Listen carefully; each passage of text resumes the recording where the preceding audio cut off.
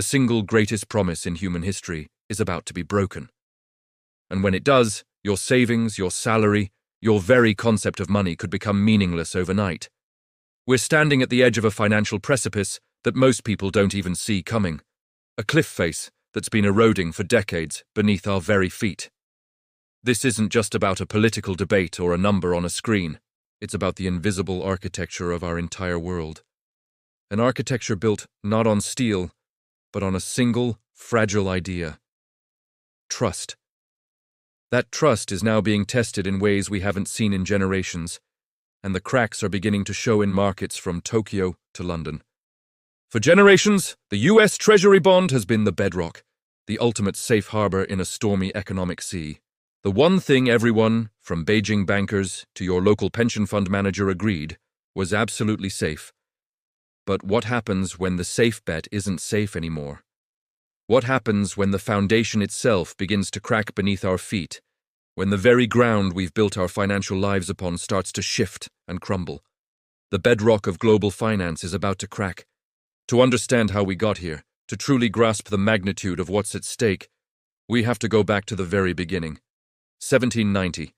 A new nation, fresh from revolution, drowning in the debts of its own fight for freedom. Most countries would have collapsed under the weight, would have defaulted and started over. But America's first Treasury Secretary, Alexander Hamilton, saw a different path. A radical one that would change the course of economic history. He didn't run from the debt.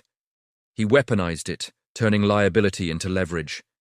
He argued that a nation which borrowed reliably and paid on time would become the most trustworthy on earth.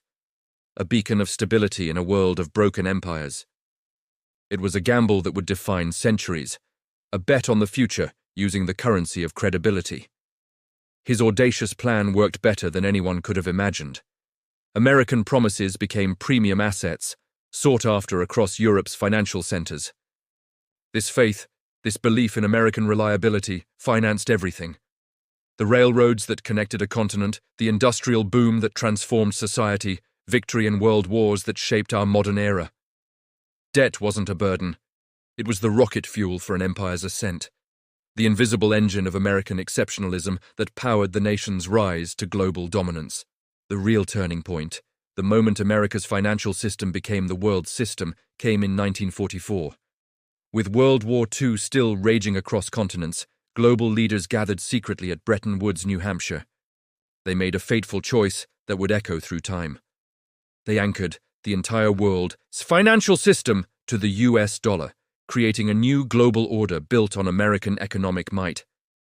In that moment, America's promise became the world's foundation, its credibility the bedrock of international commerce. The dollar was now the undisputed reserve currency, the unit of account for global trade, and because the world needed dollars to function, it had to buy US debt.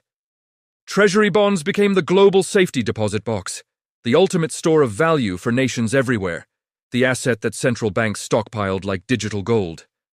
But this new power, this unprecedented financial dominance, had a fatal flaw hidden deep within its structure.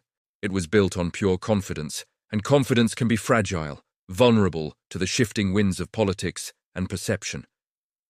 In 1971, that confidence was put to the ultimate test as economic pressures mounted. President Nixon, facing overwhelming domestic spending needs and international monetary strain, made a historic decision that changed money forever. He permanently severed the dollar's link to gold, breaking the last tangible connection between currency and something real, something physical you could hold in your hand. Money was now just an idea, a shared hallucination backed by nothing but the full faith and credit of the United States government, a collective agreement that green pieces of paper had value because we all decided they did. We had entered the era of the debt standard, a world where promises were everything and tangible value was nothing, where trust became the most valuable commodity on earth and the American government became its primary manufacturer. This revolutionary shift created a financial superpower unlike any the world had seen before. The US could now create near-limitless credit, could essentially print confidence, so long as the world kept believing, kept accepting dollars and treasuries as the ultimate safe assets. The system works on a simple, endless loop that has continued for decades. Old bonds mature, new bonds are sold to pay them off. The debt is never paid, only rolled over, perpetually refinanced like a mortgage that never gets smaller.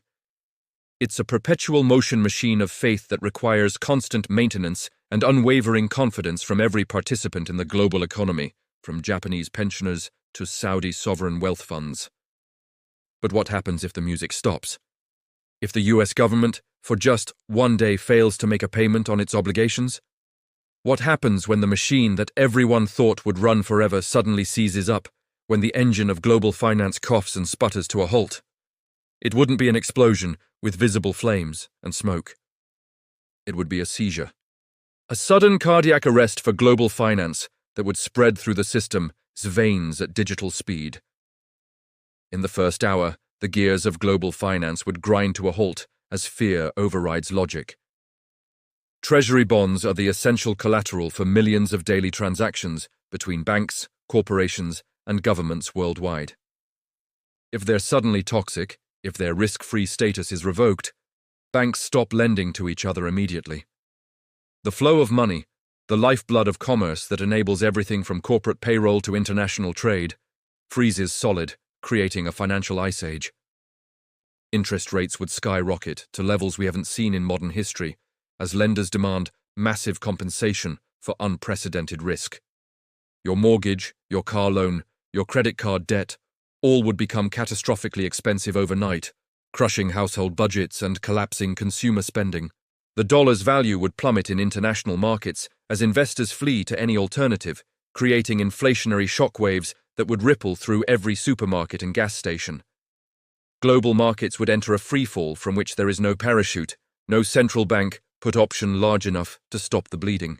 We've had terrifying previews of this scenario, chilling dress rehearsals that should have served as warnings. In 1979, a simple computer glitch combined with bureaucratic delays caused the Treasury to miss payments for just a few days. The market panicked immediately, and interest rates permanently shifted higher, demonstrating how fragile the system really was. In 2011, a political standoff brought the US to the very brink of default, leading to an unprecedented credit rating downgrade that shook the foundations of global finance. Trillions in wealth evaporated from retirement accounts and investment portfolios, not from a real default, but from the mere fear of one, proving that in modern economics, perception can be more powerful than reality. These were not mere financial crises. They were crises of faith, moments when the world glimpsed the terrifying truth that the entire system rests on psychological foundations rather than physical ones. And each near miss, each political brinksmanship, leaves a permanent scar on the collective memory of global investors, making them slightly less trusting, slightly more cautious the next time. Today, the numbers are so staggering they've almost lost meaning through repetition. The national debt has soared past $38 trillion, a figure so large it defies human comprehension. The government now borrows money just to pay the interest on the money it has already borrowed, creating a financial Ouroboros that endlessly consumes its own tail. We are borrowing from tomorrow to pay for yesterday, mortgaging our future to service our past in a cycle that becomes harder to sustain with each passing year.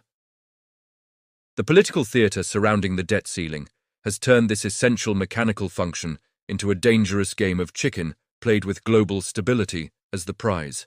Each standoff, each last-minute compromise, forces the world to ask a terrifying question that was once unthinkable. Is America still a reliable partner? Can the nation that built the global financial system still be trusted to maintain it?